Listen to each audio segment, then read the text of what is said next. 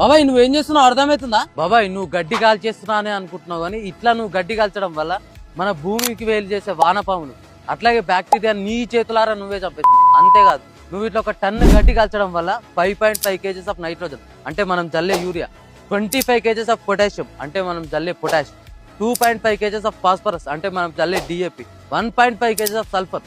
అంతేకాదు బాబాయ్ ఫ్యాక్టరీల కన్నా ఎక్కువ పొల్యూషన్ మనమే చేస్తున్నాం, అది మనకు తెలుస్తలేదు. దీని ద్వారా మన భవిష్యత్తు మొత్తం ఖరాబ్ అవుతుంది. సరేనే మరి ఏం చేయాలి చెప్పరా? అదే బాబాయ్ మీరు ఇట్లా గడ్డి కాల్చడమే సొల్యూషన్ అనుకుంటారు, కానీ అది కాదు. నువ్వు బేలర్తో గడ్డి కట్టలు చుట్టించావు అనుకో, డైరీ ఫామ్ పైసలు ఇచ్చి మరీ తీసుకోపోతారు కదా. అట్లా నీతో కాలే మల్చర్ వేపించి ప్లవ్ వేపి, అట్లా నీతో కాలే మల్చర్ వేపించి రోటోవేటర్ వేపి. అయినా నా దగ్గర అవన్నీ పైసలు లేవు అనుకున్నావు అనుకో, మనకు బయట వేస్ట్ డికంపోజర్ అని దొరుకుతుంది, 20 నుంచి 25 రూపాయలలో ఉంటుంది. నువ్వు తెచ్చి వాటర్లో కలిపి కొట్టుకున్నావు అనుకో, 20 నుంచి 25 రోజులలో డికంపోజ్ అయ్యి ఎరువు అవుతుంది. మనం మళ్ళీ ఎరువులు కొనాల్సిన అవసరం లేదు కదా.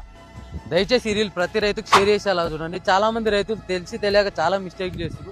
సో ఇట్లా మనం గడ్డి కాల్చడం వల్ల మనకన్నా మన భవిష్యత్తు చాలా సఫర్ అవుతుంది అనమాట. సో ఇట్లాంటి ఇన్ఫర్మేటివ్ వీడియోల కోసం ప్లీజ్ డు ఫాలో. వస్తాం మళ్ళా రైట్.